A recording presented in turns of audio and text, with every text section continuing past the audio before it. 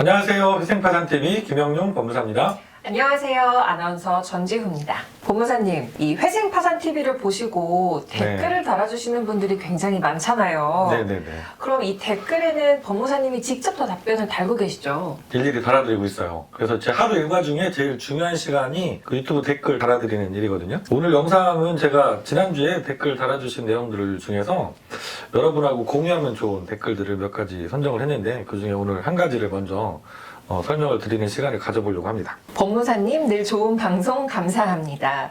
만약에 관제인이 무리하게 환가를 요구하면 면책 포기를 할 수 있나요? 아니면 판사님께 직접 제가 설명할 수 있는 기회가 있나요? 궁금합니다. 빠른 답변 부탁드립니다. 환가 금액은 약 1,000만 원 정도입니다. 라는 댓글이 있어요. 네.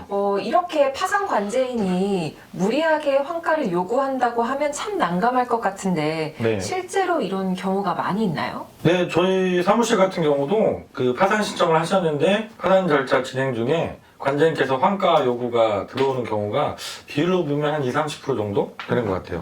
저희 사무실이 그 다른 사무실보다 전국 법원 통계 자료와 비교했을 때 개인회생보다 개인 파산 신청 비율이 좀 높다고 했잖아요. 가능하면 개인 파산이 더 유리하시니까 그 다른 곳에서 다 개인회생으로 상담 받으셨던 분들 중에서도 개인 파산이 가능해 보이면 개인 파산으로 신청을 도와드리는 경우가 꽤 있는데요.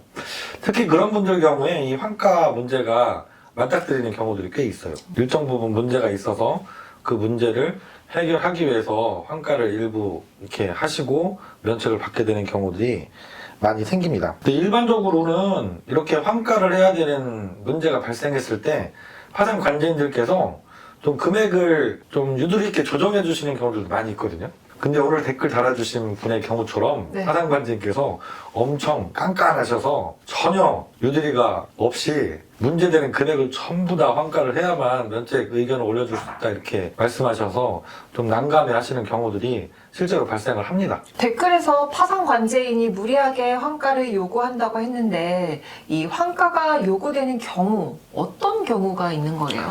크게 두 가지로 생각해 볼 수 있을 것 같아요. 첫 번째는 너무 당연하게 환가를 해야만 하는 경우가 있죠. 채무자분께서 파산 신청을 하시는데 재산을 들고 신청을 하시는 경우예요. 부동산이라든가 뭐 자동차라든가 이때는 당연히 그 재산은 파산 재단에 해당하기 때문에 환가를 해야만 됩니다. 근데 이때는 부동산 같은 경우는 법원에서 경매 절차나 아니면 파산관제인 매각 절차 이런 절차를 통해서 알아서 정리를 해주시니까 신청하신 채무자분께서 크게 걱정을 안 하고 그냥 기다리시면 되는 경우들이 많이 있어요. 근데 두 번째 문제되는 경우는 오히려 재산을 갖고 신청을 하신 경우는 아닌데 내가 뭔가 면책 불허가 사유에 해당되는 행위를 하고 신청을 하신 경우들이 있습니다. 편파변제 행위를 한 경우 아니면 계약자 명의를 돌려놓고 신청을 하신 경우라든가 내가 대출금 사용처 중에서 사치나 낭비에 해당되는 행위를 좀 하고 신청을 하신 경우 등등 이런 경우에는 그 문제되는 부분을 그냥 놔두고 바로 면책을 해줄 수가 없으니까 그 해당되는 부분 중에서 일정 금액을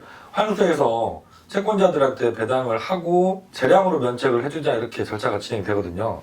이때 특히 환가 금액을 조정을 할 여지가 좀 생기고 파산 관제인 따라서 좀 금액이 많이 차이가 나기도 해요. 그럼 이렇게 파산 관제인이 좀 무리하게 환가 금액을 요구하는 경우에 대처를 어떻게 해야 될까요? 우선은 어쨌든 파산관제인이 재량을 다 갖고 있는 분입니다. 조정을 해보셔야 돼요. 파산관제인하고 협의를 해볼 수 있도록 노력해보시는 거 이게 첫 번째입니다. 그래서 어쩔 수 없는 사정에서 그 문제되는 행위를 할 수밖에 없었다라는 것을 잘 소명을 해보시고 재산을 신청 전에 정리한 부분을 아니면 대출받은 금액을 사용처가 잘못됐다는 것 때문에 환가 요구를 하신다고 하면 내가 정상적으로 지출한 부분이 얼마나 되는지 꼼꼼하게 자료를 잘 준비하셔서 제출하시고 그리고 현재 내 상황이 요구하시는 그 금액을 다 납부하기가 너무 힘들다라는 그 어려운 사정도 잘 소명을 하셔서 좀 조정을 받을 수 있도록 선처를 받을 수 있도록 파산 관제인과 협의를 시도해 보시는 것 이게 첫 번째로 해보실 수 있는 방법이에요. 그리고 두 번째로는 관제인하고 더 이상 얘기가 안 돼요.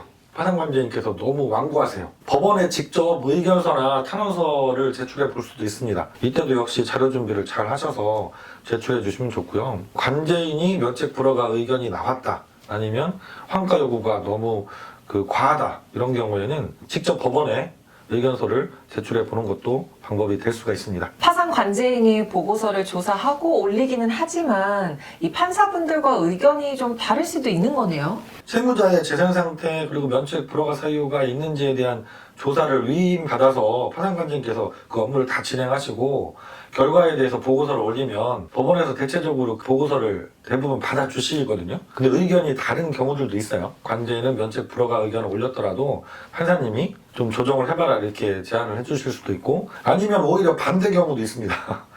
관제인께서는 면책 허가 의견을 올려주셨고 환가 없이 진행하겠다고 의견 올려주셨는데도 불구하고 기일날 갔더니 판사님께서 다시 조정을 해라 이렇게 요구하셨던 사건들도 있거든요. 그러니까 파산관제인 보고서가 너무 중요하긴 한데 이게 전적으로 다 결과로 이어지지 않는 경우들도 물론 있습니다. 네. 면책을 포기할 수 있나요? 라는 질문도 해주셨어요. 네. 면책을 포기할 수 있나요? 근데 이거는 하지 않으셨으면 좋겠어요. 지금 파산 선고를 받고 이미 조사까지 진행된 상황인데 지금 단계에서 면책을 그러니까 취하하는 거죠. 면책만 취하가 됩니다. 파산 선고까지 없어지는 게 아니에요. 이런 경우에 어떤 문제가 생기냐면 다음에 내가 다시는 지금 가지고 있는 그 채무 때문에 파산 신청을 할 수가 없어요. 이 한 번뿐인 기회를 그냥 날려버리는 게 됩니다. 그래서 지금 갖고 계신 그 빚을 파산 절차를 통해서는 정리를 할 수가 없거든요. 그래서 면책을 포기하거나 취하하는 일은 없으셨으면 좋겠고 내가 납부할 수 있는 금액으로 최대한 좀 금액을 조정받아서 진행을 해보시면 좋을 것 같아요. 네, 오늘은 구독자 여러분들께서 올려주신 댓글 중에 도움이 될 만한 내용을 함께 읽어봤습니다.